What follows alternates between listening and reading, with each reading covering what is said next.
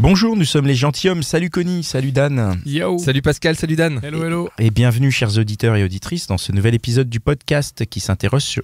Oh, je sais pas ce que j'ai. Du podcast qui s'interroge sur les relations hommes-femmes en posant à chaque nouvel invité des questions que beaucoup se posent et n'osent pas forcément aborder. Vous pouvez retrouver tous nos épisodes sur www.lesgentilhommes.fr, sur toutes les applis de podcast, Podcast Addict, Magellan, mais aussi sur SoundCloud, YouTube, Spotify et Deezer. Et aujourd'hui, nous abordons le sujet de l'estime de soi avec Nolwenn. Salut Nolwenn. Salut les gars. Hello Nolwenn. Qui es-tu ? J'ai 27 ans, j'habite en région parisienne et je me pose beaucoup de questions comme vous. Ah, super. Et ben on va s'en poser nous plein aussi. ensemble. On va s'en poser ensemble, voilà, on va échanger nos points de vue sur le sujet Connie. Justement Nolwenn, tu viens de nous parler de l'estime de soi. C'est Ouais. quoi l'estime de soi et pourquoi tu viens nous en parler ? Alors je viens vous en parler parce que c'est une question qui m'est apparue, on va dire, il y a un an. Avant, je pense que je me la posais pas tellement. Et donc j'ai compris l'importance de ça il y a un an après une rupture. Ouais. Donc voilà, D'accord. pourquoi j'avais envie d'en parler. D'accord. C'est quoi alors l'estime de soi ? Alors j'ai trouvé une citation, c'est drôle parce que c'était après qu'on ait décidé du sujet. Et je me suis dit tiens, je vais la garder. C'est l'amour, c'est d'abord s'aimer soi et s'écouter pour être capable d'en redistribuer en quantité astronomique. Il y a un auteur. Oui, alors je la connaissais pas, apparemment elle écrit des livres, elle s'appelle Erin Kova. Je connais pas. Ok. Très bien. Mais Et alors cool. pourquoi cette citation elle te parle tant ? Parce que je me suis rendu compte justement à quel point c'était important et ce que ça pouvait engendrer dans une relation, le manque d'estime de soi en l'occurrence. Ah, le manque. Ouais, d'accord, ok. Ouais. Oui, parce que quand tu as commencé ta vie dans les relations, Mhm. t'avais plutôt un manque d'estime, on va dire. Je pense que je m'en rendais pas spécialement compte tant que ça allait. Tant que Et ça c'est allait. plus quand ça n'allait pas dans les relations et que j'en cherchais parfois la cause Ouais. que j'ai pu tomber sur ce problème-là. Bon, alors on met tout dans le bon sens. Ouais. Commençons par le début alors. Ouais. C'est quand tu commences tes relations, Mhm. tu as un manque d'estime et tu t'en rends pas compte. Comment ça se passe ? Alors je pense que dans la phase de séduction, si on n'a pas d'estime de soi, déjà la phase peut être compliquée. Ouais. Parce que essayer de séduire quelqu'un quand on n'est pas sûr de soi, quand on estime que peut-être on n'est pas à la hauteur, etc., je pense que c'est un peu laborieux. Alors après, ça peut plaire, hein, le manque de confiance en soi, le côté un petit peu gaffeur, etc. Ça peut être aussi une technique de séduction chez certains. Ouais, Oui, mais quand c'est une technique, c'est plus... c'est Mais- pas de la vraie- C'est une technique malgré soi, ça peut être Ah, malgré d'accord. soi. Ouais. Ouais, Mais si- faut pas que ce soit trop, quoi. C'est ça. Ouais, parce qu'après, je pense que... moi, je l'ai vécu. Il y a des moments où, justement, quand t'es dans une... on va dire une panne d'estime de toi-même, tu peux ne pas croire ce qu'on va essayer de te dire, ne pas croire aux compliments, etc. Ouais. Donc ça peut être vite compliqué.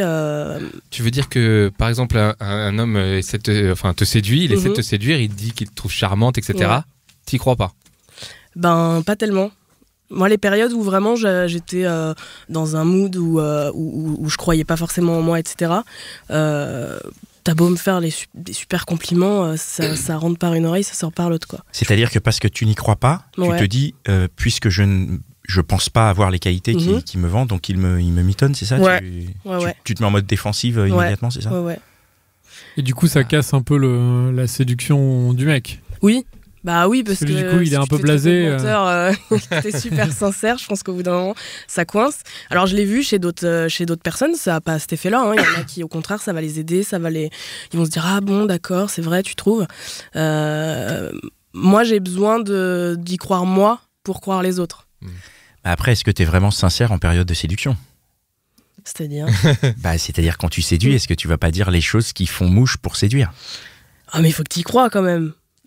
Moi, je pense que tu mets en avant les bonnes choses, mais si tu y crois pas, à ce moment-là, ça manque de sincérité et je pense qu'à un moment donné, ça se ressent. Ça se ressent tout de suite. Ouais. Parce que généralement, t'es un peu dans l'emphase. C'est que... Dans la séduction, Ah ouais, t'es un c'est peu vrai. dans l'emphase, mais toi, tu dis sur des trucs qui sont vrais, quoi. Ouais, bah oui, parce que je pense qu'on l'a tous connu, le mec qui dit à une nana t'es la plus belle fille du monde, alors qu'elle est juste sympa à regarder, mais Ouais. sans plus, quoi. Ouais.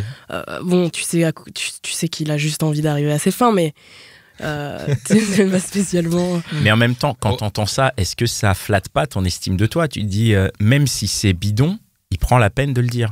Non, ça marche pas. Ça dépend des phases dans lesquelles j'ai été, mais les moments où j'étais au plus bas de l'estime de moi, ça ne marche pas sur moi. Mais je l'ai vu sur d'autres personnes, ça marche. Hein. Ça leur fait du bien et et justement, ça leur permet d'aller mieux, de se réconcilier peut-être un peu avec eux-mêmes. Moi, je me suis rendu compte que j'avais besoin de faire ce travail seul.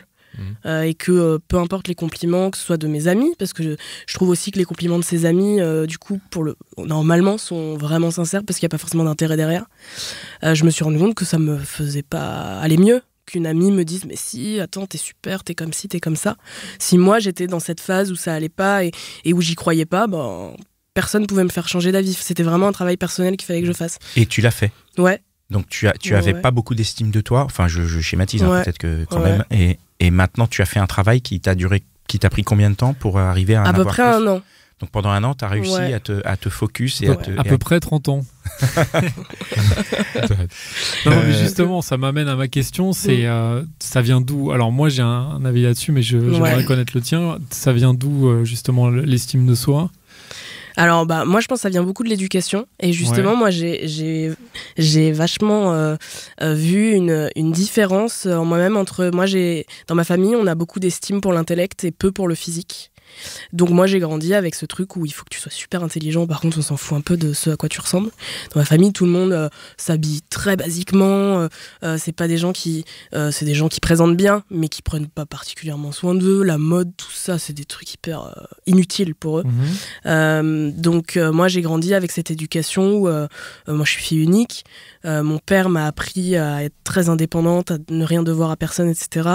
Et je me rends encore compte quand je vais dans ma famille qu'on est vachement jugé sur ce qu'on a raconté. C'est quoi le dernier bouquin que t'as lu, c'est quoi la dernière expo que t'as vue, etc. Par contre, tu peux être super bien sapé, tu vas arriver, personne va te faire un seul compliment, on s'en fout. Hein. C'est limite, t'as acheté ce truc-là, à ce prix-là, vraiment ? T'en avais vraiment besoin ? Donc, du coup, j'ai plutôt une bonne opinion de moi-même intellectuelle. J'ai toujours eu, j'en suis pas trop redescendue. Ce qui est plutôt bien. Ce qui est plutôt cool. Donc t'as de l'estime de toi. Sur au moins ça. Sur le point. Je suis comme tout le monde, il y a des jours où je doute et je me dis que je vais pas y arriver, etc. Mais au moins, c'est pas quelque chose qui me pose réellement problème. Par contre, j'ai pas du tout eu d'estime de moi physiquement. Alors j'ai des parents qui m'ont dit quand t'es enfant t'es jolie, t'es machin, mais c'est pas un truc qu'on a mis au centre de l'importance de la construction de soi, etc. Ce qui fait que moi je me suis plus justement construit à travers le regard de mes relations sentimentales. J'ai jamais eu vraiment de problème à trouver un copain, etc. Et jusqu'au jour où j'ai été dans une relation avec quelqu'un qui avait beaucoup d'estime intellectuellement pour moi et pas tant physiquement. Quelqu'un qui m'a dit... Qui te l'a expliqué ? Ouais. C'est quelqu'un qui m'a dit, voilà, à la base, physiquement, t'es pas du tout ma came. Voilà, moi, j'aime les filles comme ci, comme ça. Toi, t'es mignonne, mais bon, tu rentres pas trop dans mes critères. Mais bon, par contre, t'es super intéressante. Et c'est la première fois que je m'intéresse à une fille autrement que par le physique, etc. Donc, c'est flatteur.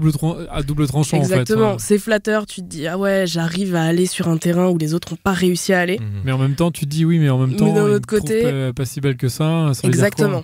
Mais juste une question par rapport à tes parents.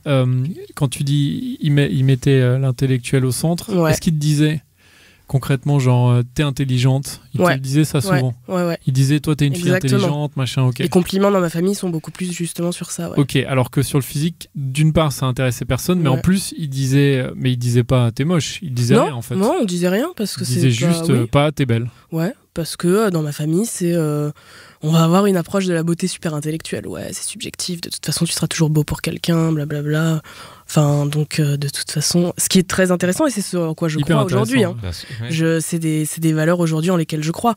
Mais il y a quand même ce moment où tu as quand même envie, je pense, c'est humain, de te dire je suis beau, je suis belle, je plais, etc. Alors, comme je disais, jusqu'ici, j'avais jamais eu de problème. J'ai toujours eu des copains à qui je plaisais, jusqu'à cette relation-là.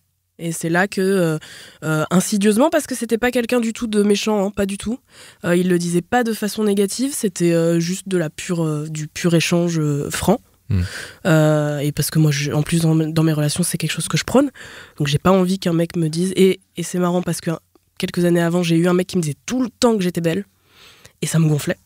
Ça te gonflait? T'aurais voulu qu'il te trouve intelligente? Voilà. C'est qu'en fait, me le dire une fois, c'est cool, ça me fait super plaisir. Mais me le dire 3 fois par jour... C'est relou. Ouais, c'est relou. Ah la vache, donc il faut pas faire trop de compliments. Mais pas assez, mais il faut trouver l'autre aussi. Non, parce qu'en fait, une fois que je sais que ce que tu penses, à quoi bon le répéter 15 fois? Après, tu le répètes dans certaines circonstances. Ah, aujourd'hui, putain, t'es super bien sapé. Ah, t'as changé de coupe. Ah, c'est super, ça te va trop bien. Mais tous les jours, alors que t'as rien fait, ah, t'es trop belle, t'es trop belle, t'es trop belle.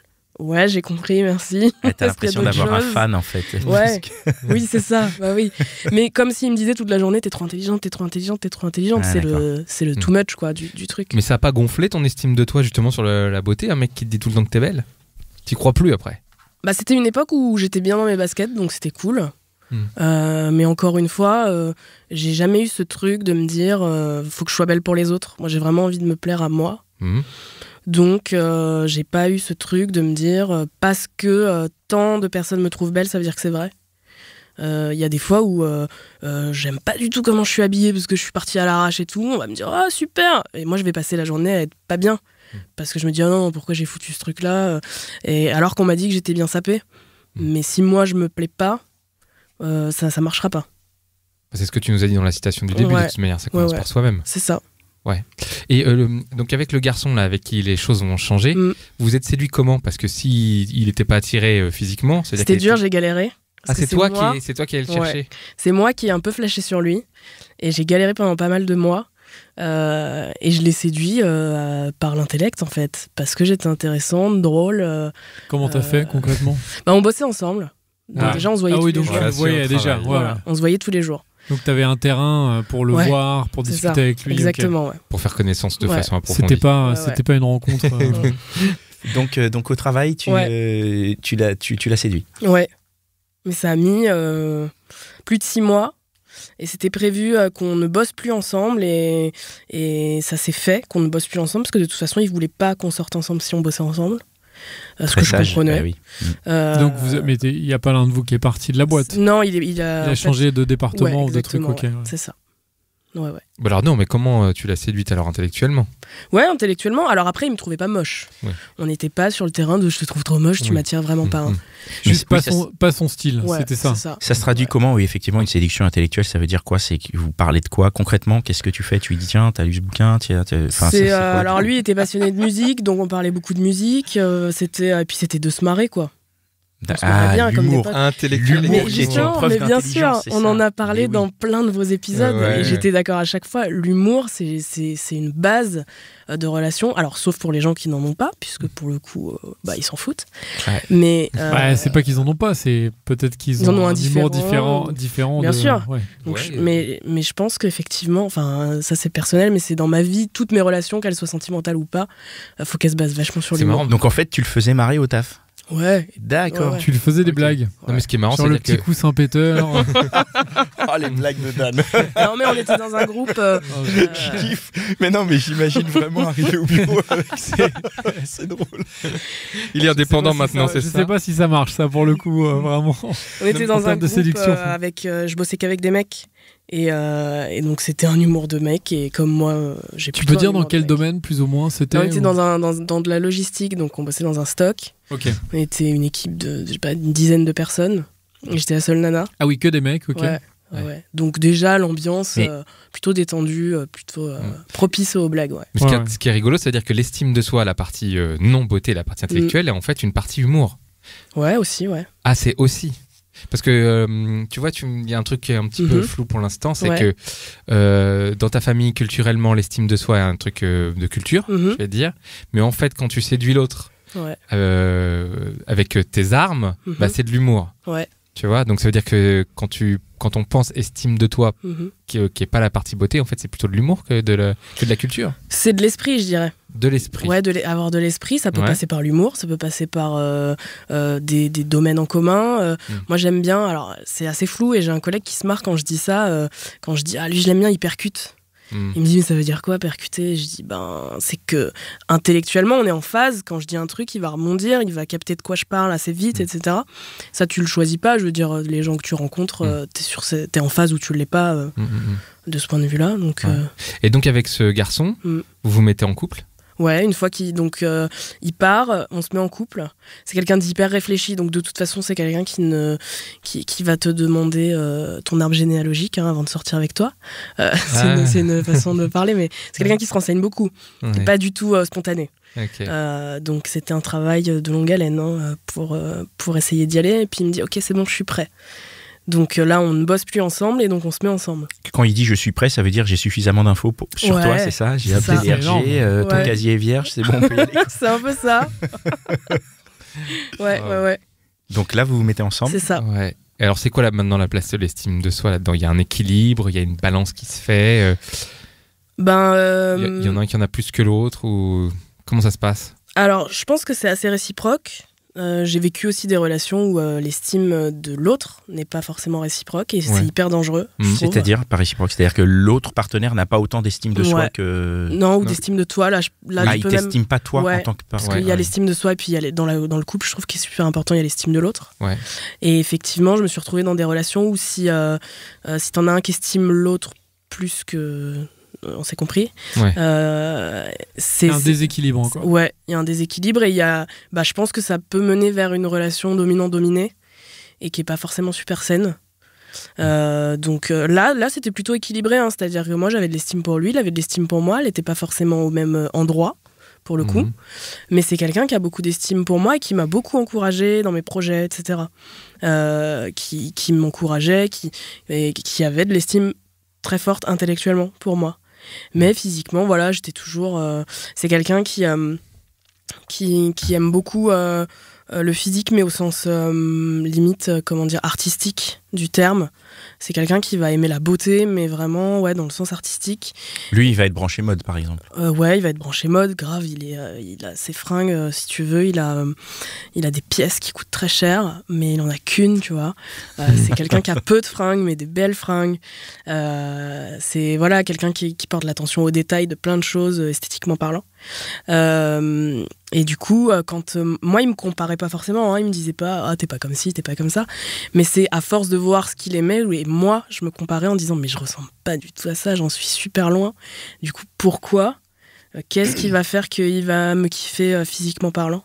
Et donc ça c'était un peu dur à gérer et je le gérais un peu seul parce que je voulais pas le gonfler non plus. Je me disais non, s'il est avec moi je vais pas en faire des caisses en lui disant pourquoi t'es avec moi, tu m'aimes pas comme ci comme ça, tu voudrais que je sois différente, etc. Donc je le vivais entre moi et moi et c'était parfois compliqué. Ça a attaqué ton estime de toi. Ouais. Et malgré lui, parce que vraiment aujourd'hui on est restés amis, c'est quelqu'un qui à aucun moment n'a voulu me faire sentir moins bien, etc. Donc en fait, c'est toi qui as lancé la mécanique toute seule de ton côté, en disant puisque ses goûts sont comme ça et que je ne corresponds pas à ce qui semble être ses goûts, tu t'es un petit peu dévalorisé entre guillemets. Ouais. Mais pourquoi t'en as pas parlé? Pour pas le gonfler. Ouais, mais quand même. Non, mais c'est vrai, pourquoi t'en as pas parlé? Maintenant, on le sait que... Alors, peut-être que tu l'as appris à ce moment-là, que le dialogue dans le couple pouvait être important. Il y avait aussi le fait que les goûts qu'il avait correspondaient aux goûts que j'avais aussi. Donc l'idéal qu'il avait, c'était un peu l'idéal que je voulais devenir, même sans qu'il rentre en ligne de compte. Donc moi, il y a toujours eu ce truc aussi où j'étais pas forcément satisfaite de mon apparence physique. Et donc, je pouvais pas le contredire dans le sens où moi aussi, j'aurais aimé tendre vers ça. Donc j'étais un petit peu dans ce truc, je vais bosser, je vais faire du sport, je vais manger mieux, je vais machin. Sauf qu'après, y a d'autres choses qui rentrent en compte. On perd pas du poids quand on a décidé qu'on voulait perdre du poids, etc. D'autres problématiques. Donc il y avait ce truc aussi où d'un autre côté, je disais, mais t'as raison, moi aussi, j'aimerais bien ressembler à ça, quoi. Donc je vais pas te contredire. Et on va pas aller à l'encontre de tes goûts. À un moment donné, t'es qui tu es, t'aimes ce que tu aimes. J'estime quand on aime quelqu'un, on n'est pas là pour le changer non plus. Donc voilà, c'était un petit peu un cercle vicieux. Ouais, juste avant de te demander comment c'est le cercle vicieux, la réciproque existait pas dans votre couple, c'est-à-dire toi t'avais pas des idéaux et lui j'imagine il était pas parfait, quoi. Il était pas parfait, mais alors moi toi tu l'estimais à fond, quoi. Oui, parce que les sentiments, et puis parce que j'ai cette image de quand on est avec quelqu'un, voilà, on le prend tel qu'il est. Moi, j'apprends quand j'aime quelqu'un, j'apprends même à aimer ce que j'aimais pas au début. Mais tu le mettais donc un peu sur un piédestal? Oui et non, parce que je connaissais ses défauts quand même. Il y avait des trucs qui me gonflaient chez lui et je lui disais, c'était pas mais après on n'était pas en plus, c'était pas forcément en phase parce que du coup, moi, je n'ai pas ce besoin physique que comment dire. Je peux moins aimer quelqu'un physiquement qu'intellectuellement, ça me dérange pas. C'est pas trop grave en fait pour toi. Non, parce que l'intellect prend le pas sur le physique. Moi, j'ai déjà trouvé des mecs très moyens. Et après 1 an que je les ai connus et que je les ai trouvés géniaux, je les trouvais super beaux. Parce que ça change ma vision vraiment physique de la personne. C'est l'amour, ça ? L'amour ou l'estime, pour le coup, parce que des fois, c'est juste des amis. Je m'en suis rendu compte avec des amis que je trouvais moyens et en fait je me dis putain mais en fait il est hyper beau quoi. Ouais, il est hyper beau, il y a le charisme qui joue beaucoup. Moi quelqu'un qui prend la parole en public et qui est super à l'aise, ça lui donne un truc en plus. Ouais.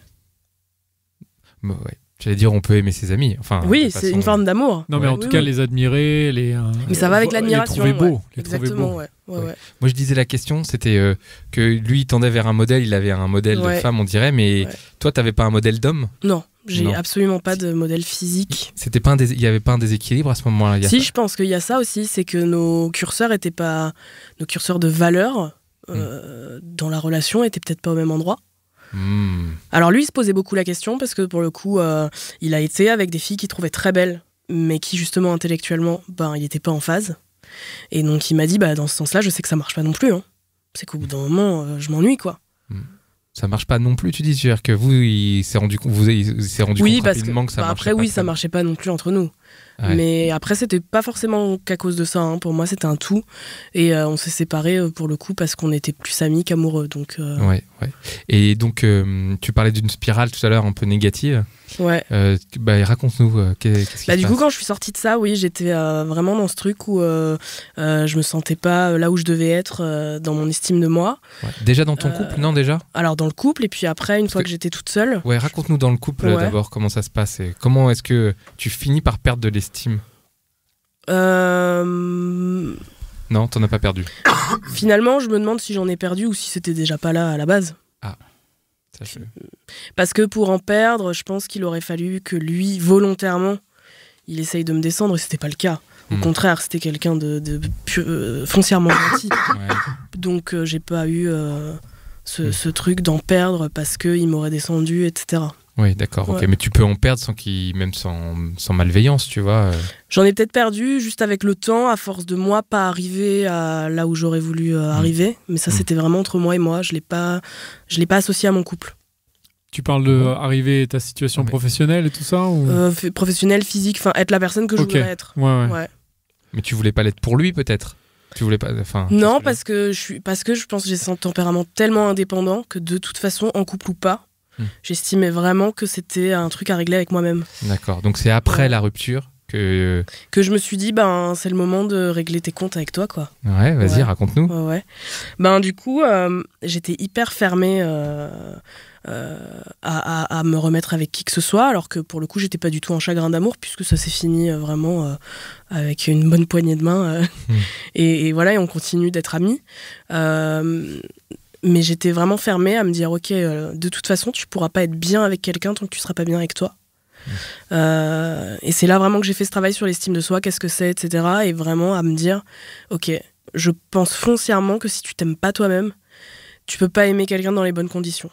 Alors on l'a tous vu, il y a toujours eu des gens qui ne s'aiment pas eux-mêmes et qui aiment quelqu'un d'autre, enfin qui sont dans des relations. J'ai surtout vu que c'était pas des relations hyper cool, hyper saines, qui avaient toujours un déséquilibre à un moment donné. Il y a ce côté ne pas vouloir être seul aussi, être avec quelqu'un par dépit. Et moi j'ai dit je veux rien de tout ça, donc je vais régler ce que j'ai à régler. Et ensuite on verra. Et ensuite je pourrais être prête et avoir une relation vraiment cool avec quelqu'un. Ok. Alors t'as fait comment concrètement ? Alors c'est compliqué, hein. Je pense que tu t'essayes de te dire ok, qu'est-ce que je voudrais changer, t'essayes de le faire, ça marche pas du premier coup parce que on n'est pas dans un film. Qu'est-ce que tu as voulu changer en premier par exemple Alors moi il y a eu plein de trucs cette année, il y a eu je me sentais pas à ma place au boulot, je me sentais pas à ma place dans ma vie, donc c'était hyper complexe, hyper global. Donc changer de boulot ? Alors, changer de boulot, non, le projet, c'est pas de changer de boulot tout de suite, c'était surtout de savoir ce que je voulais. Parce que moi, mon problème, c'était que je ne savais pas ce que je voulais. Et j'ai grandi avec ce truc où il faut toujours avoir un objectif, donc j'étais hyper malheureuse de ne pas avoir d'objectif. Juste ça. Alors qu'il y a des gens qui se laissent vivre et qui sont très bien comme ça. Et j'étais un peu envieuse des gens qui arrivent à juste apprécier leur quotidien, même s'il n'y a pas forcément de grands projets derrière. Donc j'ai voulu bosser sur le lâcher prise, sur arrêter de réfléchir H24, même la nuit quand tu te réveilles et que ton cerveau il se met en marche et que tu n'arrives pas à te rendormir. Donc c'était savoir où je veux aller, qui je veux être. Et une fois que tu as cette réponse-là, c'est comment j'y vais. Donc moi c'est passé par de la psychothérapie, c'est assez simple, mais bon, déjà il faut s'y rendre à cette étape-là. Déjà le fait de décider, c'est déjà une première étape. Mais j'ai mis du temps, c'est assez récent parce que j'ai mis quand même 1 an à plutôt continuer à couler petit à petit jusqu'à toucher le fond, quoi. Alors toucher le fond c'est un grand mot, j'étais pas il m'est rien arrivé de grave, mais c'était ce truc en permanence de me dire je me sentais pas à ma place. Et donc une fois que tu as défini des objectifs, après tu peux mettre des choses en place et là moi j'allais mieux, même si j'ai pas atteint ces objectifs, juste de me dire j'ai des objectifs et je suis déjà en chemin. Et le chemin il peut être long, il peut durer peut-être toute une vie, mais au moins on sait où on va, on sait ce qu'on veut, donc ça c'est plutôt cool. T'en es où là ? Là j'en suis que j'aimerais bien être avec quelqu'un parce que je pense que ça y est, j'ai réglé le plus gros, que j'ai toujours des trucs que j'aimerais changer mais de façon plus saine et plus, comment dire, comme un peu tout le monde, comme j'aimerais bien faire 5 kilos de moins, j'aimerais bien être un peu plus, faire un peu plus de sport, lire plus de bouquins, des trucs on va dire pas forcément faciles mais qui demandent pas des efforts moins profonds peut-être. Moins profonds, ouais. Est-ce que ça passe pas par une étape aussi d'acceptation de soi ? Si. Et de se dire en fait bien sûr j'ai des objectifs et j'aimerais bien les atteindre, mais en fait il faut aussi que je me dise moi je suis pas si mal. Enfin j'ai plein de qualités, j'ai aussi des défauts. Et en fait j'ai pas besoin de me comparer à lui ou à elle.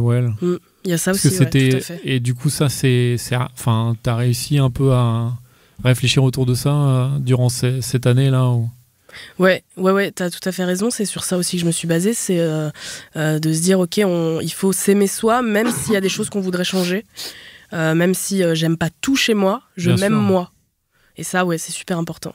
Parce que bon, la perfection, encore une fois, elle n'existe pas, et puis si demain t'arrives au truc où tu te dis j'ai perdu du poids, j'ai machin, j'ai un autre poste, je lis 15 bouquins, bah tu vas peut-être te dire mais en fait j'aimerais bien lire 30 bouquins et gagner encore plus et puis jamais. Donc mais c'est vrai que mes objectifs ont changé. J'avais des objectifs plus matériels, je pense, à une époque. Tu peux nous expliquer ? C'est vrai qu'il y a quelques années, j'étais à fond dans le boulot en me disant, moi, je veux un super poste, je veux gagner plein d'argent, je veux être reconnue, je veux être une femme super indépendante. Moi, je suis hyper admiratrice des femmes qui ont des grands parcours, etc. Et puis jusqu'au jour où c'est quand ça n'allait pas que j'ai cherché pourquoi ça allait pas et que je me suis dit mais en fait je me trompe complètement d'objectif et qu'en fait aujourd'hui moi, mon objectif c'est plutôt sur ma vie perso et qu'avant mais il a fallu que ça n'aille pas dans ma vie pro pour que je me rende compte que en fait c'était pas ça qui me rendait heureuse quoi et que même si j'avais des objectifs pro qui s'accomplissaient si tu rentres chez toi et que t'es tout seul le soir moi en tout cas ça m'a posé problème à un moment donné. Là, t'en es où par rapport aux histoires aux relations ? Là, t'as refait des rencontres J'ai refait des rencontres. Alors, c'est marrant parce que du coup, en écoutant votre podcast, j'ai beaucoup appris, j'ai beaucoup... c'est gentil. C'est gentil. Ouais, non, c'est vrai, ça m'a beaucoup aidé. Ça me fait plaisir. Grâce à Pascal, j'ai accepté le ghosting. Pascal. Wow. Pascal n'est pas le je défendeur. Ne suis pas le ghoster. Non. Le défenseur du non, ghosting. mais en fait, ta réflexion m'a beaucoup aidé sur le fait de mais est-ce que c'est grave qu'il n'y ait pas de réponse et quelle réponse t'aurais voulu réellement et est-ce qu'elle aurait pas plus fait mal qu'une non-réponse qui est une réponse? Écoute, on a un autre épisode sur le ghosting, je sais pas s'il sortira avant ou après celui-là, mais il y a un autre épisode sur le ghosting où il y a d'autres points de vue qui sont développés. Mais je suis ravi en tout cas si j'ai pu, par une question ou une réflexion, t'aider. Donc aujourd'hui j'accepte qu'on me ghoste. Mais en fait, c'est tant mieux pour toi, parce qu'au final, si c'est à toi que ça fait du mal d'être ghosté, là, du coup, si ça peut ne plus t'atteindre, tant pis, c'est le ghoster qui crève, et puis voilà, quoi. Enfin, entre guillemets. Non, parce que du coup, vraiment, je le prends. Non, vraiment, physiquement. Mais je le prends comme une réponse, en tout cas, c'est ça. C'est que la non-réponse devient une réponse. Ça, c'est Dan qui disait ça, du coup. C'est même pas moi, c'est une citation d'un film de Woody Allen. Mais bon. Non, mais du coup, c'est cool si ça t'a apporté. Donc, les rencontres. Alors, moi, j'ai du mal à faire des rencontres. Parce que quand je sors, en fait, je reste souvent avec les gens avec qui je suis venue. Et pourtant, en ce moment, j'essaye d'être super ouverte, justement, d'avoir des yeux un peu partout, de pas faire la fille fermée qui parle qu'à ses potes. Mais je trouve ça compliqué. Alors, je sais pas si c'est Paris, si c'est la génération actuelle, si c'est machin. Je fais beaucoup de rencontres sur Internet. Est-ce que ça marche ? Aujourd'hui, alors à une époque ça a marché parce que moi je suis vraiment tombée dedans quand ça a commencé, c'est-à-dire que moi je me suis inscrite sur Adopte un mec, j'avais 18 ans quoi. C'était les tout débuts. Donc t'étais vraiment dans la cible à fond, au bon moment, dans le bon timing. Et en fait je me suis rendu compte que tous les mecs que j'ai rencontrés dans ma vie c'était soit l'école et ensuite le travail, soit Internet. Je crois que j'ai jamais fait d'autres types de rencontres. Donc il y a eu des histoires à une époque qui ont fonctionné sur Internet, des histoires de quelques mois, voilà, j'en étais vraiment ensemble, etc. Et ça s'est fini pour d'autres raisons. Mais aujourd'hui, je pense plus du tout être en phase avec les rencontres sur Internet. T'as réessayé ? Ouais, j'ai réessayé. Donc, depuis quelques mois, depuis que j'étais complètement ouverte à une nouvelle relation, je trouve que c'est hyper mécanique. Et puis ça laisse pas sa chance justement à ce que je disais. Là, tu sais pourquoi t'es là. Donc d'abord tu te bases sur un physique parce que c'est comme ça, parce que tu vas pas liker les moches, enfin ceux qui te paraissent moches à toi dans tes goûts, et donc tu laisses absolument pas la chance à cette personne que tu aurais découvert pendant des mois parce que c'est un pote, parce que c'est un collègue, bien sûr, et qui va en fait changer sa vision tu vas le voir différemment parce que t'as appris à connaître cette personne. Là t'as un date et tu sais pourquoi t'es là, et en gros t'as 10 minutes pour convaincre quoi. C'est un peu c'est pas du speed dating, c'est l'entretien d'embauche. C'est de l'entretien d'embauche, exactement. Est-ce que les réseaux sociaux ça a un impact sur l'estime de soi ? Ouais, carrément. Instagram c'est dur, hein. Pourquoi ? En quoi c'est dur ? Moi je suis dans une génération de ça, et il y a des moments où je me sens vraiment pas à ma place et je rêverais de revenir à une époque où il n'y avait pas Internet. Mais qu'est-ce qui rend Instagram dur ? Qu'est-ce qui fait en fait, j'en parlais avec des gens qui sont constamment insatisfaits de leur vie. C'est ce côté, tu as sous les yeux toute la journée, alors volontairement, parce que tu pourrais fermer ce truc-là et ne pas regarder, mais tu as sous les yeux tout ce que tu ne pourras jamais avoir.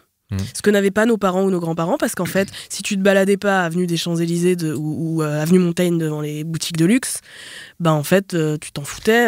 Oui, tu voyais pas le luxe, machin. Exactement. Là, t'as, on va prendre les plus connus, les Kardashian, les Jenner, qui toute la journée, tu vois comment elles prennent leur petit-déj, tu vois où elles se baignent, etc., etc. Et tout ce que tu peux pas avoir si jamais c'est un truc qui t'intéresse, en tout cas. Bah oui, mais dans ce cas-là, si ça t'intéresse, c'est... Enfin, moi, je l'ai pas, moi, tout ça. Ouais, mais parce que sur mon Instagram, j'ai pas de luxe, j'ai pas de. Je suis d'accord. C'est à un moment donné, c'est un choix. C'est un choix, tout à fait. Quand même. Ouais. Mais je pense qu'il y a une génération aussi où on a grandi avec ça. Ouais. Ah oui. C'est devenu la norme. Oui. Tu vois, je pense les réseaux sociaux, ils mettent en valeur les réussites des autres. Ouais. C'est là, regarde, j'ai fait un super machin, j'étais en super vacances, super truc. Je veux dire que les réseaux sociaux mettent en avant l'illusion de réussite. Exactement. Tout à fait. C'est Pascal, on voit, tu es plus mature évidemment. Oui. C'est la mise en scène d'une pseudo réussite. Oui, c'est ça. Il y a des vraies réussites, on va pas se.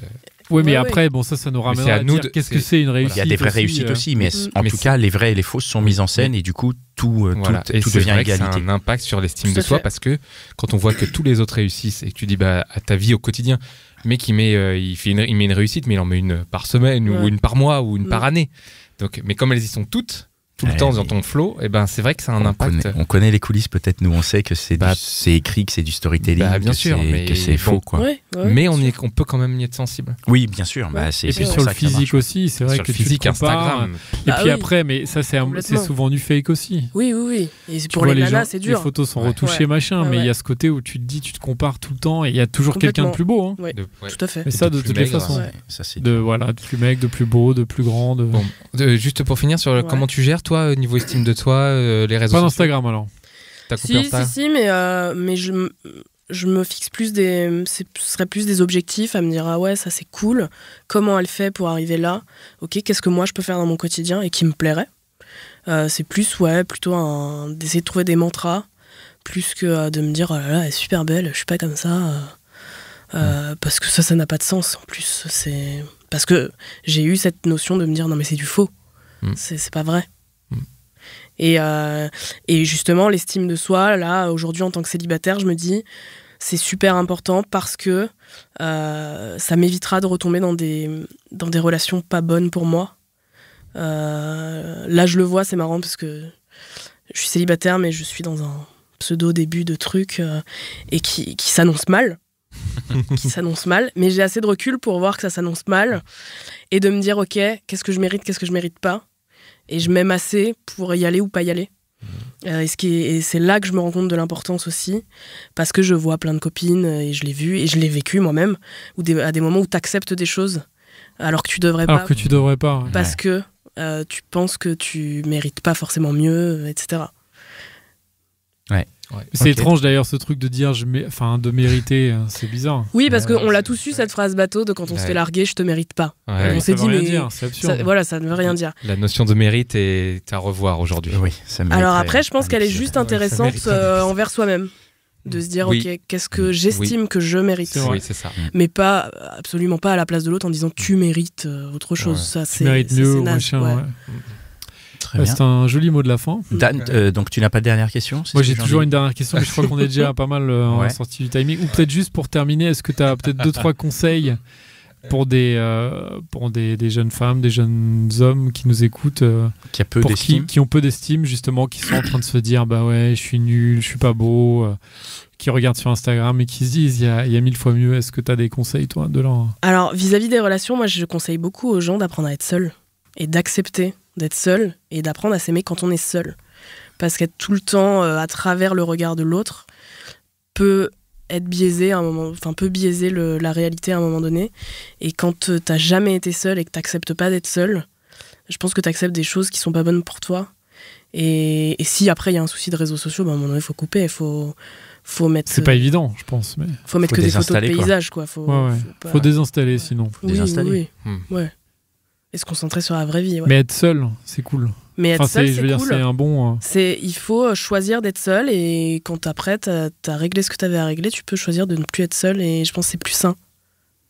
Ouais. Moi, je trouve que puisqu'on finit les épisodes maintenant en posant une question aux auditeurs, je pense que c'est une bonne question qu'on peut demander aux auditeurs. Quels conseils pourriez-vous donner à ceux qui ont peu d'estime? Donc, si dans nos auditeurs, auditrices, il y en a qui ont envie de donner des conseils, allez-y, laissez-nous des messages sur Facebook, sur Instagram, sur YouTube. On les partagera, on partagera les réponses de chacun. On est très curieux, on sait que vous êtes très curieux, donc ça me paraît être une bonne question. Quels conseils pourrait-on donner à quelqu'un qui a peu d'estime de soi? Voilà, et si jamais vous avez envie de désinstaller Instagram, gardez quand même le profil des gentilshommes voilà, pour suivre un peu notre actualité, c'est pas mal. Non mais ça fait du bien. Moi, ça fait du bien l'estime. Des trucs et franchement, ça cool. Fait du bien. Ouais. Mais les gens du temps de vie, tu sais, c'est incroyable. Ouais. Non, mais j'allais dire les gentilshommes, ça donne de l'estime de soi. Bah oui, regarde. Écoutez les gentilshommes, voilà. Ouais. Eh bien, merci beaucoup pour tout ça. Merci Nolwenn. Merci Mitch. Thank you, Mitch. Merci à Binge Audio, et merci chers auditeurs et auditrices de votre écoute. Vous pouvez nous suivre sur votre réseau préféré, voilà, on vient de le dire, Instagram, Facebook, YouTube, ou si vous préférez simplement les applis de podcast, abonnez-vous, mettez-nous 5 étoiles. Si vous voulez nous soutenir plus concrètement, vous pouvez aller sur notre Tipeee.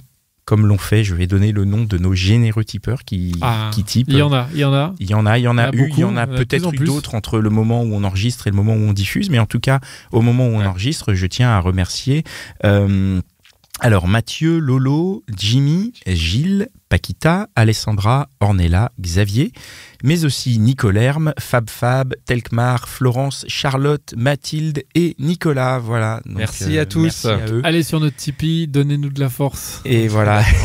On a besoin de vous. On va faire le tour de France des gentilshommes. D'Europe, non? On n'avait pas dit quoi? Tour d'Europe. J'avais entendu mondial, mais bon. Mondial. Europe. Non. Eh ben oui, on va donner des conseils en Amérique du Sud. La francophonie, c'est partout. Bientôt un épisode à Las Vegas. C'est sympa, non? Ouais, c'est une bonne idée. C'est cool. Ouais. Voilà. Allez, merci. Merci Nolwenn. À bientôt. Merci Nolwenn.